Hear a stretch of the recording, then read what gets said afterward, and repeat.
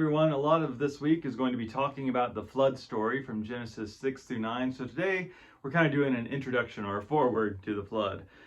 Now, I think the biggest question at the start is, what kind of story is this? And the first answer is, it is not a kid's story. Now, I know there are countless children's books and murals with all the animals and the cute little boat, but I mean, this is a story about God wiping out almost every living creature in humanity.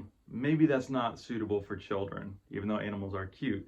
If this story doesn't somehow make you a little uncomfortable or raise some questions, you're maybe not giving it enough thought. Now, one of the other features we notice in this story is this kind of broad characterization. Noah, the main character, doesn't actually speak until the very end of the story. He's described as good, and he does what God asks, but he doesn't actually say or seem to do much until he doesn't at the end. We'll get to that in a few days. Likewise, the rest of humanity is all kind of just lumped together. They're not actually seen as real people, but as a general problem. And I think that gives us some indication of how to read this story and what genre it actually is.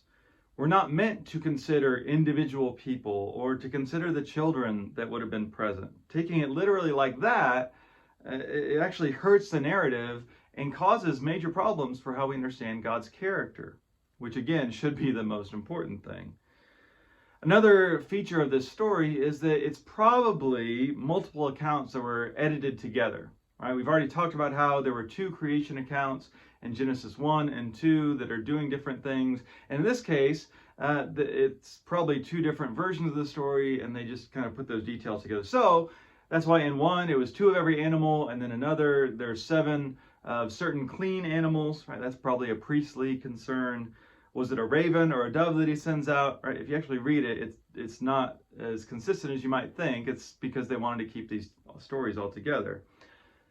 The only character that matters through all of this is God, and so that's where we're going to focus. And yet also, we notice that lots of ancient cultures had a flood story about their gods wiping everyone out. And a lot of those stories are older than Genesis. And so it kind of gives us this clue that there's this significant cultural memory in the ancient Near East of a major flood. One of them is the Epic of Gilgamesh. It continues off of that Enuma Elish creation story we looked at the beginning. And there's similar details, like offering a sacrifice at the end, sending out a raven. And so the ancient question, which is where we want to start with these things, is why would the gods, or why would Yahweh, the God of Israel, wipe out humanity? What would that say about that God's character?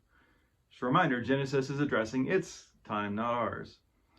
Now, in one of these other accounts, the reason that the gods wipe out humans is because we're just too noisy, and they're tired of all of our sounds. And so one guy gets smart and builds a boat and escapes. So it's a very different reason. In this story, in Genesis, it's more about undoing creation. You know, if you go back to the cosmology of Genesis 1, it's letting that waters above fall back down and return everything to its chaotic, watery state. But why would Yahweh do this? What is God's motivation? Well, this is what we'll look at this week as we ask, how is God affected through this story? What does God learn?